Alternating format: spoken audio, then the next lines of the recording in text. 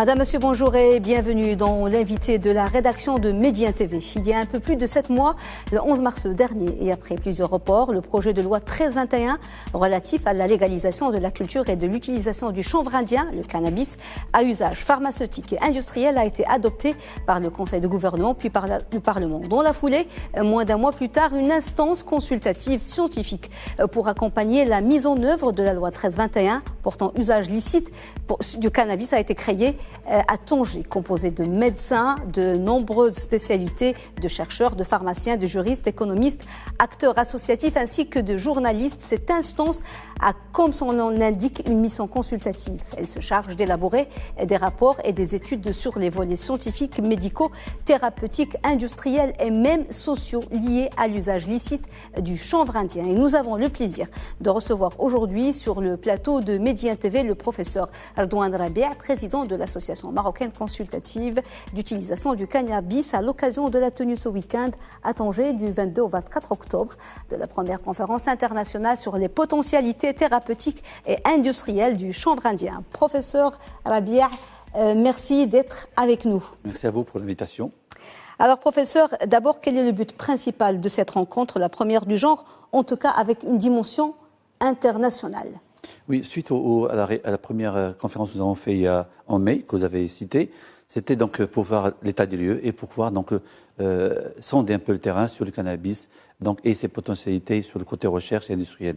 Cette rencontre-là est très importante puisque donc c'est après notre passage à Las Vegas, congrès mondial, nous avons fait un petit peu dénicher le terrain et nous avons vu donc les potentialités.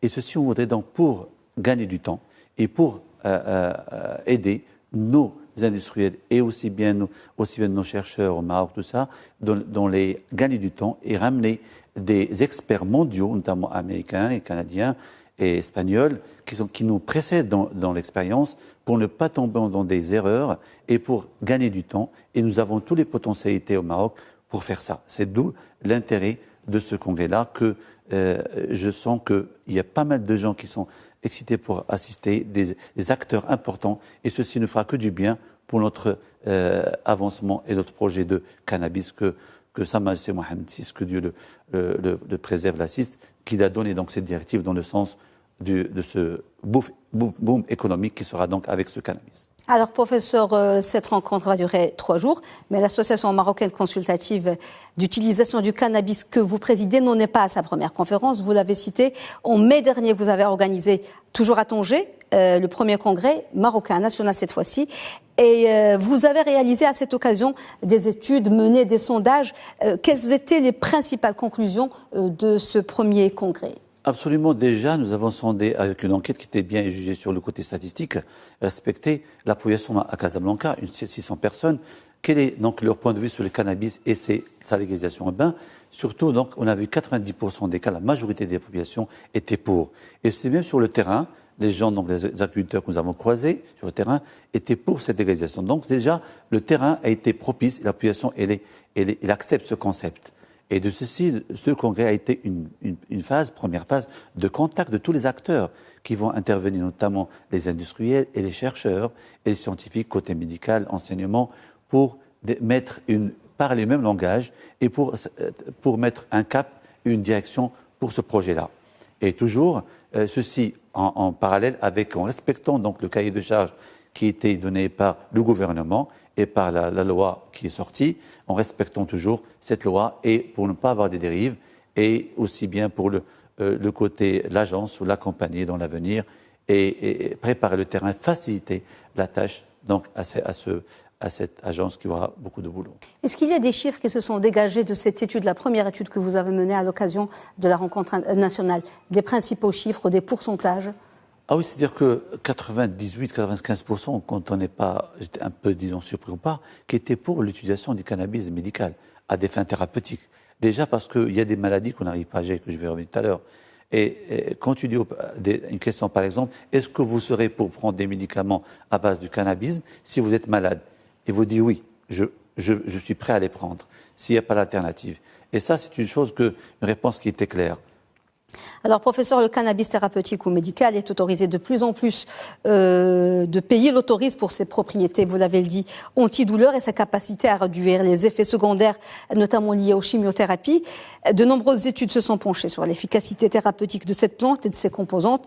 Il y a le THC et il y a le CBD, exactement. Quelles sont concrètement les pathologies où le recours à des traitements à base de cannabis s'est avéré efficace? Notamment pour la douleur, comme vous l'avez dit, pour le cancer, parce qu'on réduit les morphiniques ils ont des effets secondaires et qu'on ne peut pas aller à certaines doses, on les limite. Alors qu'on ne peut pas avec le CBD, ça permet de traiter moins d'effets secondaires et ça a été prouvé. D'autre part, des maladies, il y a des maladies de Parkinson qui ont donné de très bons résultats, et sur la maladie de l'autisme aussi, sur le glaucome, sur la maladie inflammatoire de l'intestin, maladie de Crohn. Donc il y a, je dirais, pas mal de spécialités, puisque les dérivés du CBD, jusqu'à maintenant, on n'arrive pas à trouver, il y a plus que 120 d'entités du cannabinoïde qui sont présents, que la science est en train encore de dénicher, et des recherches sont pas mal dans le monde pour trouver pas mal de pathologies qu'on n'arrive pas actuellement à gérer sur le plan médical, malgré la médecine moderne que nous avons. On parle notamment, est-ce que c'est à l'étude ou est-ce que c'est avéré? On parle de l'épilepsie, on parle de la maladie d'Alzheimer aussi. Sur le Parkinson, par exemple, sur l'épilepsie, il y a des cas réels, des témoignages, des cas réels, des patients que nous avons transité de plusieurs crises d'épilepsie à quelques crises d'épilepsie. C'est affreux, même disparition. Pour les côtés, des problèmes de rigidité, musculaire, de contraction, ça relaxe. Le CBD, et aussi bien pour l'autisme, ça donne très bons résultats. La sclérose en plaques. Oui, la sclérose en plaques aussi, c'est une indication. Les maladies de Crohn, ça réduit. Et le stress et l'insomnie. Donc, il y a pas mal et même, on dirait, il y a même des hypothèses actuellement anticancéreux sur certaines pathologies. Dans le domaine que nous avons vu sur la prostate, on a vu sur ci. Donc, il y a pas mal. Et d'où l'intérêt que tout le monde se mette dans la recherche, et bien structurée, et dans un cadre bien législatif pour essayer de sortir avec pourquoi pas le Maroc, avec sa plante qui est magique, pour avoir des résultats thérapeutiques très bien. Là, sur le côté thérapeutique, je parle. Vous avez déjà déclaré, professeur, que l'activité légale liée au chanvre indien peut être une véritable locomotive à l'industrie au Maroc, un véritable filon. Pensez-vous que ce soit réalisable dans le court terme, avec toute la logistique, l'organisation juridique, légale et même le changement des mentalités que cela nécessite? Là, je dirais que le Maroc, il est préparé, la population, je dirais préparée. C'est le cost et la structure. Et là, c'est le rôle de l'agence et le rôle de tous les acteurs de la société pour abréger et raccourcir. D'où l'intérêt et tout le monde doit s'y mettre.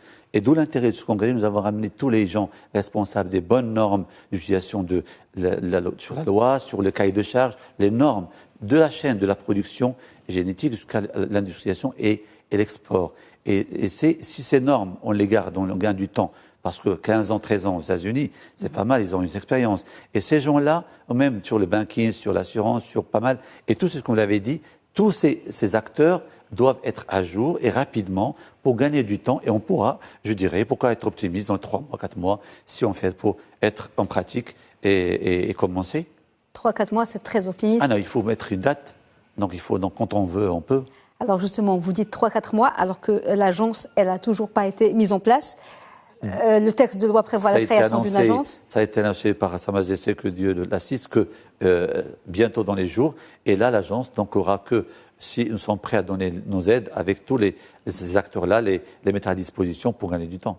Alors justement, le texte de loi, comme on l'a dit, prévoit la création d'une agence nationale dédiée à la gestion, à la supervision. Quelle sera la mission de cette agence et comment votre instance consultative va-t-elle collaborer ou pourrait coordonner le cas échéant avec cette agence? Le rôle de l'agence est très important parce qu'il faut absolument une agence qui soit donc structurée et bien sur cette légalisation du cannabis pour ne pas avoir des dérailles. Et surtout, notre association est là dans le sens où nous avons beaucoup de contacts, et aussi bien d'expérience maintenant qu'on a acquis, pour donner tous les éléments qui peuvent aider l'agence sur tous les niveaux, à un niveau aussi bien industriel, économique, gestion, logistique, donc même recherche scientifique, avec qui sont les gens qui sont prêts, que nous avons dénichés, qui sont prêts à travailler en collaboration avec eux. Vous avez déjà commencé le travail, il y a déjà une base de données, donc ça va faciliter le travail pour l'avance. Il y a des choses sur lesquelles s'appuyer, sur concrètes. Chaque secteur, nous avons mis des experts, nous avons même des relations avec des pays américains, c'est-à-dire c'est la recherche, des experts dans chaque domaine.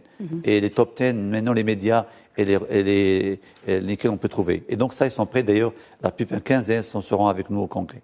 Alors, professeur, il n'y a pas que le volet scientifique auquel s'intéresse votre instance, il y a aussi le volet social, juridique, et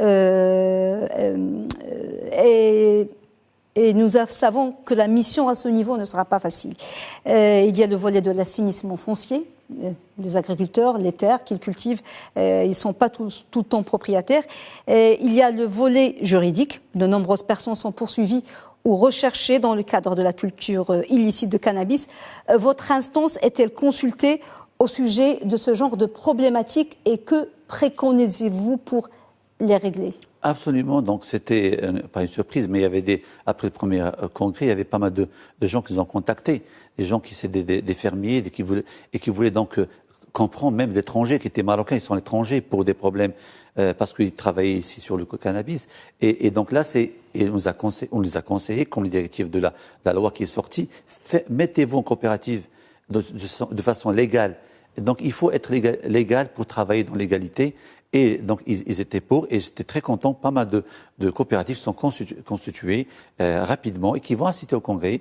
Et ça, c'est une bonne chose, parce que et là, très important le volet que vous allez dire, c'est très important pour les agriculteurs. Il faut s'intéresser, il faut prendre soin et les aider, les accompagner. Nous avons fait un projet de Gift Queen qui permettra de faire l'alphabétisation des gens, les farmers, les agriculteurs, leurs familles, essayer d'augmenter le niveau intellectuel, aussi bien formation, les accompagner et même, pourquoi pas, de les mettre dans l'industrie et tout ça pour augmenter le niveau socio-économique et augmenter le niveau de vie dans cette région-là, du Nord, qui est une région prioritaire pour l'instant et qui sera un modèle de modernisation et d'économie qui a réussi au Maroc.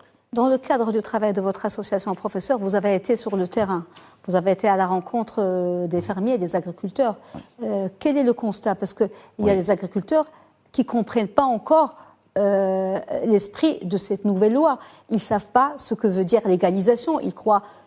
Certains croient que c'est une légalisation, qu'ils pourront cultiver en toute impunité. Est-ce que les agriculteurs commencent à comprendre ? Est-ce qu'il y a un travail didactique qui est fait ? Est-ce qu'il est suffisant aujourd'hui ? Absolument. Donc les contacts et les questions que vous avez posées étaient simples. Est-ce que vous êtes pour ? Tout le monde, la réponse était rapide. Oui, nous voulons être, parce que notre famille on veut augmenter le niveau de notre famille. Et il n'y a pas vraiment d'apport financier. Et donc ils sont tout à fait pour vendre le produit de façon légale à travers l'État, l'agence. Ils acceptent toujours le projet et pas il y a plusieurs personnes. Et ça, c'était rassurant. Oui, justement, c'est un volet primordial, celui de l'amélioration des conditions de vie et des revenus des populations qui vivent actuellement plutôt mal dans leur majorité de cette plante, puisqu'ils sont souvent victimes des intermédiaires et victimes des narcotrafiquants. Oui. Comment voyez-vous la gestion de ces contraintes ? La coopérative arrivera-t-elle à résoudre tous les problèmes ? Est-ce qu'il y aura des lobbies qui pourront retarder la mise en place C'est une très bonne question, parce que c'est la chose primordiale qu'il faut avoir, c'est d'abord contrôler et rassurer ces agriculteurs. Et de ceci, nous avons un expert qui est venu chez nous, qui est spécialiste depuis 15 ans, tous uniquement pour les agriculteurs et les coopératives, et il va nous donner un modèle qu'on peut extrapoler, pour ne pas tomber dans le dérive aux États-Unis, parce qu'ils ont échoué certaines coopératives lorsqu'ils sont regroupés, et d'où ceci. Par exemple, je vous dire un exemple, c'est que au niveau des coopératives, il faut chaque région, peut-être, c'est un exemple que je dirais, valoriser sa propre plante. Et donc, nous aurons donc sa propre label. Et ceci n'aura pas une concurrence, il y aura une concurrence qui sera vraiment loyale plutôt, et tout le monde aura un gain. Et donc ceci, pour ne pas tomber, et je dirais que le coopérative, avec cette politique qu'on pourra proposer, ça va être une réussite. Et d'autant plus parce que vous savez très bien, aux États-Unis, malgré l'égalisation, 60% du marché reste illégal. Et comment ils ont pu gagner ça? C'est en modernisant ces gens qui sont entrés dans le légal. Ils ont modernisé leur structure, leur culture, leur extraction, leur production. Et de ceci, ils ont produit une bonne matière. Et de ceci, et même parce que quand on légalise, on peut avoir des transactions bancaires, assurances qui sont légales, alors que côté légal ne peut pas être fait. Et même ne peut pas être identifié. Et avec ce modèle qui est réussi, qu'on peut l'extrapoler dans notre région du Nord. Vous avez parlé, professeur, des plantes, des semences, des labels. Il y a un véritable problème aussi qu'il ne faut pas oublier. Il y a un volet écologique aussi dans ce projet. Parce qu'actuellement, avec des nouvelles semences qui ne sont pas nationales, qui sont importées, qui consomment beaucoup d'eau, donc la nappe phréatique, elle est attaquée, et l'appauvrissement de la terre. Ça, c'est un volet important aussi. Aussi, il faut tenir compte, ça rentre dans les normes, parce que les produits THC qui étaient riches en créatifs, qu'on appelle Khardala, qui est rentré d'ailleurs, et ça prend beaucoup d'eau. C'est pas comme la Natural Sativa que nous avons depuis, qui consomme pas beaucoup d'eau. Et l'agence doit tenir de ceci, et même les coopératives doivent prendre compte de ce souci-là et les aider, les accompagner dans ce sens-là. Au bout de combien de temps, professeur, pensez-vous que notre pays pourra passer à la phase de concrétisation, d'industrialisation et de commercialisation et de quoi dépendra principalement, à votre avis, la célérité de la concrétisation de ces objectifs? Parce que c'est un vaste chantier qui touche à beaucoup de domaines. Je vois que vous êtes optimiste. Oui, vous avez parlé de 3-4 mois, oui, mais concrètement pour l'industrialisation. Il faut avoir les bonnes personnes et les bons acteurs. Et donc, c'est pas question de temps. C'est justement, si on tape à la bonne porte, il y a des experts dans le monde de 15 ans, 13 ans aux États-Unis, qui sont connus, qui chargent, et même, je dirais, autres pays. Nous avons l'occasion de les croiser. Et là, avec les médias, avec les ressources, on a les CV, les CEO, tout. Et avec ça, dès que l'agence se construit, je dirais, c'est le compte à rebours. Tout est facile. Parce que nous avons au Maroc aussi bien nos industriels, qui sont, quels que soient industriels, même les chercheurs, nous avons des très bons chercheurs, et qui sont de renommée, et qui sont même répartis dans le monde, ailleurs, à l'étranger, qui travaillent pour le Maroc. Je les félicite, qui nous ont aidés. C'est des généticiens, des professeurs, chercheurs, qui seront au congrès. Des industriels qui ont le côté financier, il est là. Les boîtes aussi pharmaceutiques sont là. Et donc, tout est là. Donc, qu'est-ce que nous attend? Uniquement le côté légal et le côté texte, c'est déjà fait. Maintenant, il faut un peu de volonté et passer au sérieux, parce qu'il faut passer au sérieux. On perd des mois, on perd un peu d'économie. Et croyez-moi que quand on pose la question aux Américains et aux étrangers, mais le Maroc, vous serez le pays le plus grand exportateur du cannabis industriel plutôt à l'étranger, et vous serez un pays plus riche. Pourquoi pas? C'est notre chance pour le Maroc, il faut en profiter. Pour finir cet entretien, professeur Rabia, nous allons parler de votre actualité, de ce congrès international. Quels seront les principaux axes, les principaux thèmes dont vont débattre ces experts venus des 4 coins du monde? La première journée sera dédiée à l'université. Apparemment, tous les présidents d'université seront présents. Ils seront donc pour projeter leurs objectifs en matière de recherche sur le côté plantes et de recherches cliniques qui sont en cours actuellement, aussi bien sur le côté médical qu'industriel. Et la deuxième journée sera uniquement au niveau préféré par le côté américain, tout ce qui est légal, loi, législation, donc les normes, et aussi bien le côté extraction, le côté industriel, le côté marketing, et aussi bien le côté je dirais le côté banking, et tous les côtés qu'on va utiliser quand on va fonctionner. Et le dimanche, ça sera le matin spécialisé pour le côté agriculteurs, les coopératives, avec 2 acteurs américains qui sont très forts dans ce domaine, pour essayer de faire un échange avec nos agriculteurs, nos coopératives et les gens acteurs intéressés par ce domaine. Vous m'aviez dit, professeur, que l'importance de cette rencontre, c'est de profiter de l'expérience de ces pays qui étaient pionniers en la matière, mais qui ont commis des erreurs. Oui, Quelles absolument. sont les principales erreurs à ne pas commettre et dont vous avez débattu et dont vous allez débattre? C'est lesquelles? Quelles erreurs principales? C'est l'approche au niveau pour les agriculteurs et les coopératives.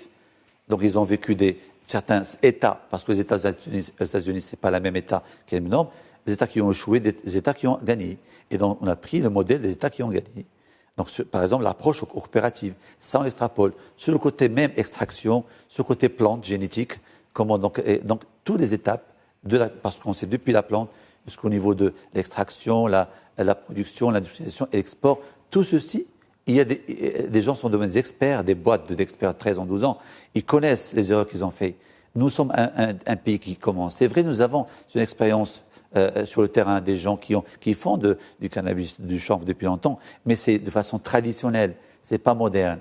Et cette modernité, c'est une chose que j'insiste, ça permettra de un petit peu gagner sur le marché illégal. Parce que l'illégal, il est légal, il ne peut pas faire la bonne culture, la bonne extraction de façon moderne. Vous voyez, c'est le digital actuellement. Et ça, on peut l'utiliser dans ces régions-là. Et ceci, c'est une chose. Et j'insiste sur ça, le Maroc comme en parlant avec les Américains, avec les étrangers experts, ils savent que le Maroc, c'est un trésor.